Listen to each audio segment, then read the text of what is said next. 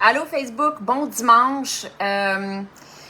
Live numéro 202 de 365 ce soir.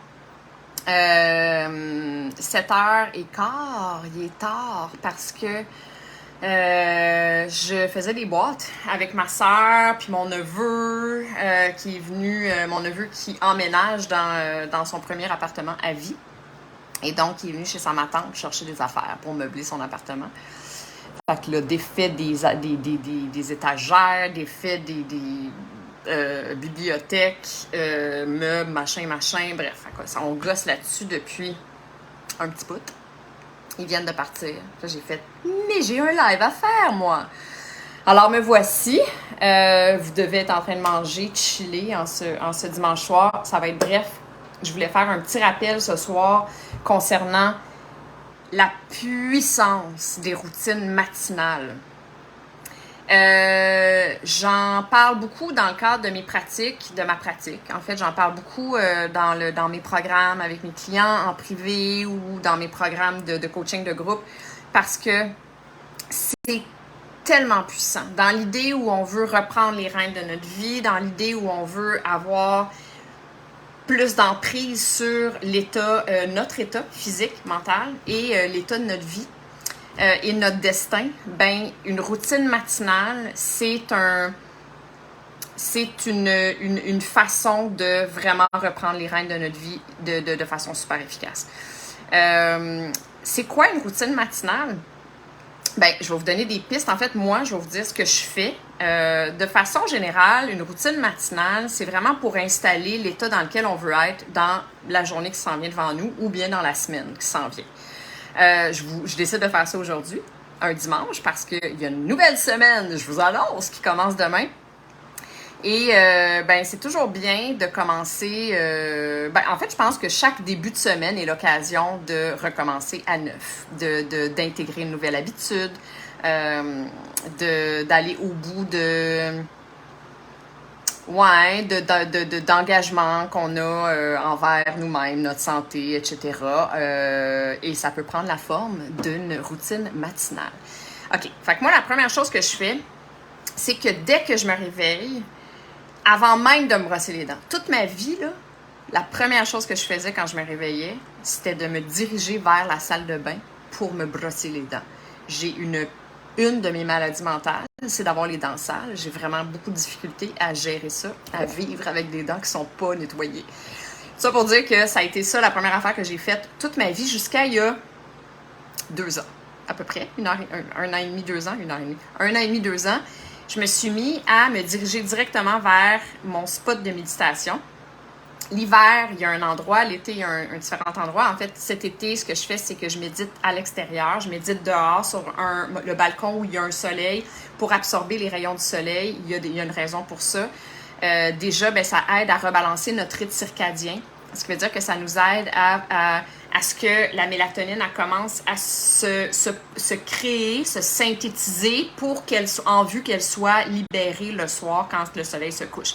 C'est important d'absorber les rayons du soleil, surtout avant midi, dans la première partie de la journée, en avant-midi, pour la mélatonine du soir. Imaginez-vous donc. Mais c'est aussi important pour la vitamine D, vous le savez, pour la santé mentale, pour le rythme circadien de façon générale. Donc, ce que je fais, c'est que l'été, je vais aller méditer à l'extérieur. Mais la raison pour laquelle je prends même pas la peine de me brosser les dents au début de ma routine matinale, c'est que je veux vraiment bénéficier, je veux vraiment profiter de l'état Theta, T-H-E, petit chapeau, T-A, c'est comme la dernière étape du sommeil, en fait. On est un petit peu engourdi encore quand on ouvre les yeux. Et c'est un état du cerveau propice à intégrer des nouvelles intentions, nouvelle énergie, faire de la visualisation, s'installer des intentions. C'est la raison pour laquelle je choisis de faire ça. Fait que la première chose que je fais dans le cadre de ma routine matinale, c'est de me lever de mon lit, me diriger vers l'endroit où je vais méditer. Je vais faire une méditation d'une demi-heure. À tous les matins, c'est non négociable. Je fais ça depuis presque 2 ans et demi, mettons. Avant, je méditais tout croche. J'essayais de méditer comme tout le monde. Ça marchait pas. Le hamster s'en allait partout. J'avais bien de la misère. Puis je le faisais à n'importe quelle heure de la journée. J'avais aucune structure. Là, j'ai vraiment décidé de le faire en début de journée et ça fait toute la différence. C'est une des choses qui contribue à faire toute la différence dans l'énergie dans laquelle je vais être, que je vais passer à travers ma journée. Et c'est comme... Ouais, c'est un exercice qui a démontré, c'est pas moi qui invente ça, c'est même pas moi, je trouve que ça fait une différence personnellement, mais il reste que ça a été, il y a des études qui démontrent que c'est particulièrement efficace la méditation en début de journée. Pas en début de journée, quand on se réveille, on vient juste de se réveiller. Mon fameux Joe Dispendia que j'aime tellement dans le monde du mindset, dans le monde de la reprogrammation de notre subconscient, dans l'esprit où on veut élaguer nos vieilles affaires qu'on traîne dans notre tête, nos croyances limitantes, nos conditionnements, nos insécurités, nos peurs, nos traumas, tout ça. Ben c'est l'espace propice à élaguer justement, à reprendre notre plein pouvoir d'entre les mains de vieilles pensées qui nous font pas de bien, puis à la place, ben dire, hey, moi, là, cette semaine, aujourd'hui, je veux être de même. Moi, je veux être dans cette énergie-là. Moi, je veux être bien. Aujourd'hui, je choisis la joie. Je choisis pas la peur. Moi, aujourd'hui, demain, après-demain, j'ai envie d'être comme ça. Moi, j'ai envie de focusser sur telle affaire. Bon, ben ça, peu importe c'est quoi l'intention qu'on installe en nous, si on le fait quand on vient juste de se réveiller, c'est comme si notre éponge, qui est notre cerveau, a plus soif, puis c'est à ce moment-là qu'il va mieux enregistrer, en fait, ce qu'on va lui dire, ce qu'on va venir lui donner comme information. Fait que donc, la première chose, c'est méditation. Ensuite, je vais faire l'exercice parce qu'il faut oxygéner notre cerveau, réveiller notre cerveau. Je le fais le matin. Bien, la première raison, c'est parce que le maximum de mon énergie, moi, personnellement, on n'est pas tous comme ça. Moi, c'est en avant-midi que j'ai le plus d'énergie physique. Mais c'est aussi parce que ça oxygène le cerveau, faire l'exercice, bouger, puis ça fait que mes fonctions cognitives vont me remercier, puis ils vont mieux répondre à la demande dans la journée quand je vais travailler, puis je vais avoir besoin d'eux autres finalement. Fait que donc ça, et puis s'étirer, parce qu'on a besoin de notre corps dans les heures qui s'en viennent, on va pas se coucher, c'est pas avant d'aller se coucher, en tout cas moi personnellement, je veux pas faire l'exercice avant d'aller me coucher, pas surtout parce que ça peut perturber le sommeil déjà, mais aussi parce que j'ai pas d'énergie, puis de toute façon, ça me sert pas à grand-chose. Honnêtement, je m'en vais me coucher. Moi, je veux faire de l'énergie le matin. C'est comme, let's go, corps, je te donne ton gaz, tu as besoin de carburant, tu as besoin de ça, tu as besoin de t'étirer, tu as besoin de réveiller tout qui dormait, finalement, depuis 7 heures, 8 heures. Fait que donc, voilà. Fait que c'est la raison pour laquelle méditation suivie de exercice. Puis là, ben exercice, c'est quoi? Ben libre à vous, on est tous différents, on a tous des besoins, puis différents, un corps différent, puis voilà. Moi, je fais des étirements, ça c'est sûr que je fais le plus d'étirements possible, puis je vais faire soit du yoga, ou bien soit je vais sauter sur ma trampoline, ou bien je vais faire, je sais pas, c'est différent à chaque fois. Donc, je récapitule, méditation numéro 1, ensuite exercice ou étirement ou juste une petite session de yoga tout simple, juste comme pour venir, tu sais, hydrater nos jointures, nos articulations, etc. Et finalement, gratitude. Mon super exercice de gratitude que je fais dans un journal. En anglais, on appelle cette pratique-là le journaling. Très, très important dans le monde dans l'idée dans le monde de la croissance personnelle, finalement, où on a envie de reprendre les rênes de notre vie, encore une fois. Pourquoi? Ben parce que, je le répète, si on laisse notre cerveau primitif être un cerveau primitif et fonctionner en fonction de son mandat de base qui est celui de nous protéger, d'être constamment en mode repérer les potentiels dangers et donc nous maintenir dans une position de survie, y a-t-il quelque chose qui s'en vient vers moi? Genre, ben ça s'appelle pas vivre, ça s'appelle survivre. Puis, ben moi, personnellement, je n'ai plus envie d'être dans ce mode-là, j'ai plus envie d'être dans cette énergie-là. Alors, pour ça, ben j'ai besoin d'entraîner mon mental à s'en aller ailleurs que la peur. Fait que pour ça, de l'envoyer à la place vers le merci, vers la gratitude, vers le reconnaître ce à quoi j'ai accès déjà dans ma vie, les privilèges que la vie m'envoie, aussi petits qu'ils puissent être, aussi banal qu'on puisse penser. Tu sais, on a oublié qu'on a accès à de l'eau potable aussi facilement. On réalise pas à quel point on est privilégié d'avoir de l'électricité. On réalise pas à quel point on est privilégié de vivre dans un pays quand même assez sécuritaire. Tu sais, il y a tellement d'affaires. Je vous en ai déjà parlé de la gratitude, mais on sous-estime le pouvoir de cet exercice-là. Je vous le dis, moi, je suis le meilleur exemple. Si mon type de cerveau est capable de se retourner plus automatiquement vers le positif, la joie, la gratitude, tout ça, plutôt que comme avant vers « Ah, j'ai pas ça, je manque ça, comment ça, gna gna gna gna » dans le négatif, finalement, c'est que tout le monde est capable de faire ça, réellement. Je vous le dis, là, je le sais, on est tous capables. J'en doutais en ce qui me concerne, mais là, j'en doute plus parce que c'est un exercice que j'ai l'impression que je pourrais jamais arrêter de faire. Ça fait tellement toute la différence. Puis il y a des fois où je manque de temps, comme en ce moment, mettons, les heures dans ma journée sont tellement précieuses parce que j'ai trop d'affaires à faire, parce que j'ai un déménagement en plus de, le travail, puis tellement de patentes à organiser, que, malheureusement, il y a quelques éléments. La méditation, elle prend jamais le bas, c'est juste une demi-heure, puis de toute façon, c'est tellement important pour l'état dans lequel je vais être. J'en ai besoin justement pour que mes heures soient plus efficaces.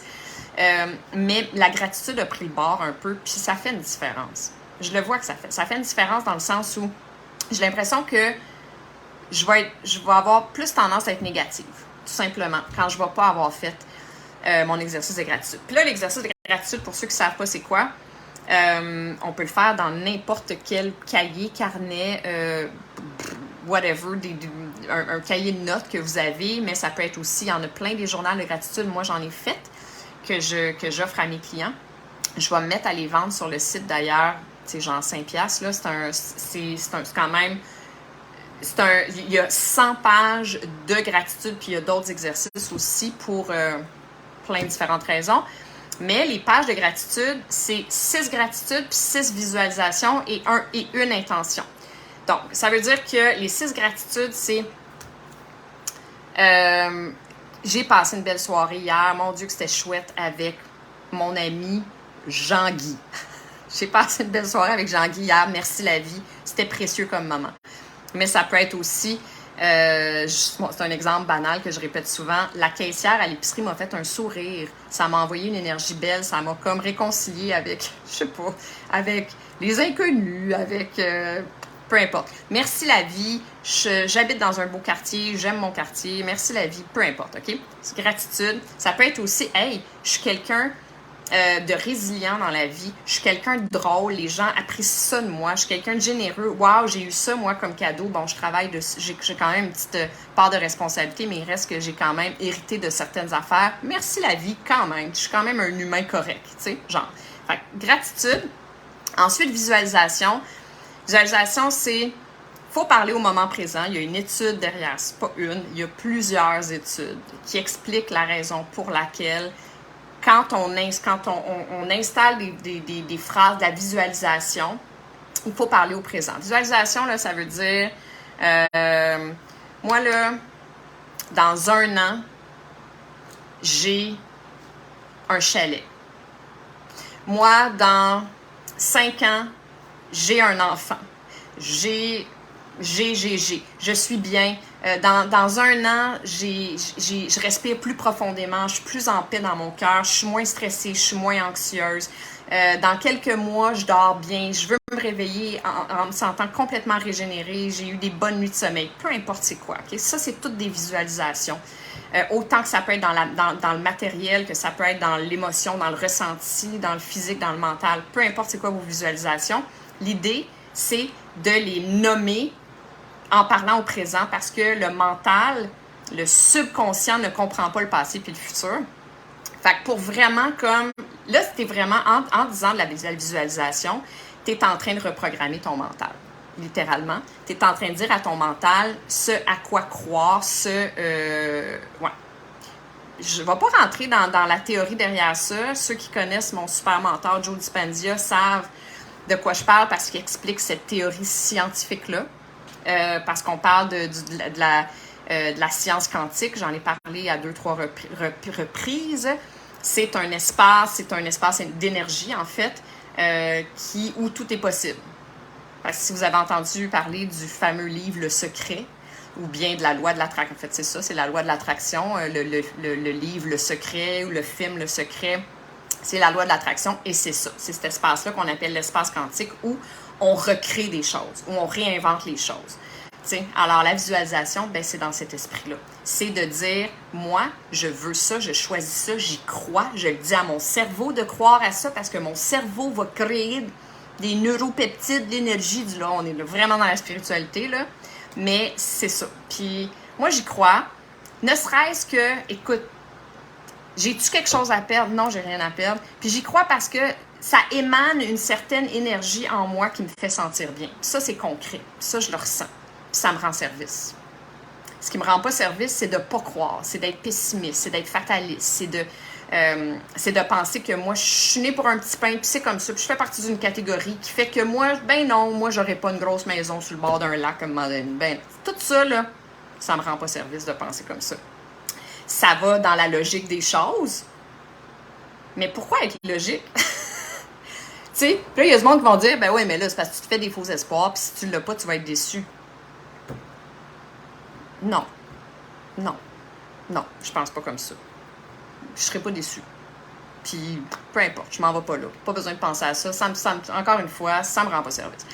Alors donc, je récapitule. Le sujet du jour, c'est l'importance d'installer une routine matinale dans nos journées. Si ta journée, elle se passe à merveille sans routine matinale, si tu es heureux, parfaitement heureux avec la façon dont se déroulent tes journées, de la façon dont elles se commencent et elles se terminent, l'énergie dans laquelle tu les traverses tes journées, parfait! Parfait! Et bravo! C'est génial! Je suis super heureuse pour toi, sincèrement. Mais c'est pas la moyenne des gens. Je le sais parce que je parle de ça aux gens, parce que j'ai des clients qui viennent à moi, qui sont déroutés, qui sont désalignés dans leur vie, qui savent plus comment reprendre le contrôle de leur vie, finalement, que c'est là que je parle de l'importance des routines matinales qu'on a tendance à vraiment sous-estimer. Ça a un pouvoir, je vous dis, là, ça a un pouvoir indéniable. Tous ceux qui commencent à le faire font « Ah, ok, je comprends. » Cette petite chose qui semblait si une routine matinale, non, ça fait vraiment une différence immense. Même pas obligé de le faire 7 jours semaine. C'est sûr que l'idéal, c'est 7 jours semaine. Mais comme je vous dis, là, moi, en ce moment, il y a des journées où je peux pas le faire. Je vais faire ma méditation, ça va s'arrêter là. Je vais même pas m'entraîner, puis je vais même pas faire ma gratitude parce que mon temps est trop précieux. Mais je vais pas le faire pendant 3 jours. Je le fais 4 jours. Ça fait toute la différence quand même. Ça va faire une immense différence, en tout cas. Fait que voilà, c'est tout. J'en reparlerai éventuellement, peut-être, des routines matinales. Sinon, je termine en vous disant que cette semaine commence ma série de live, de co-live avec des femmes inspirantes. Des femmes qui ont changé leur vie à un certain moment dans leur vie. Elles étaient insatisfaites avec la nature de leur vie, de leur choix passé. Je sais pas. Elles étaient insatisfaites pour une raison, X, Y, Z.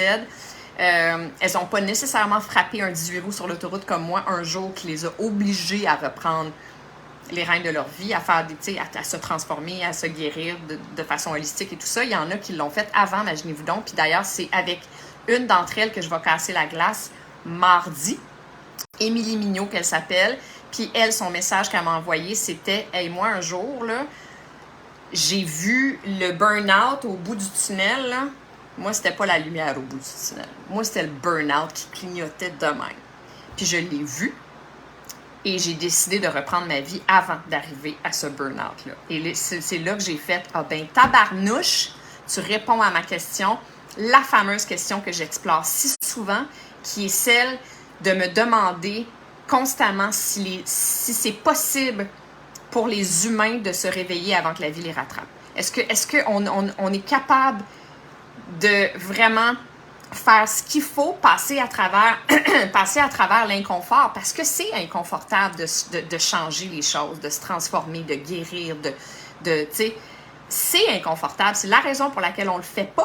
On attend d'être obligé de le faire. Ben, ça a l'air qu'il y a des gens qui le font avant d'être obligés de le faire, avant d'arriver à une situation dramatique qui les oblige à le faire. Et je trouve ça extraordinaire.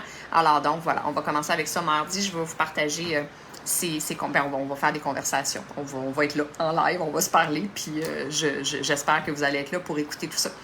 Alors voilà, c'est tout. Merci d'avoir été là. Je vous embrasse et bonne fin de soirée. Bye!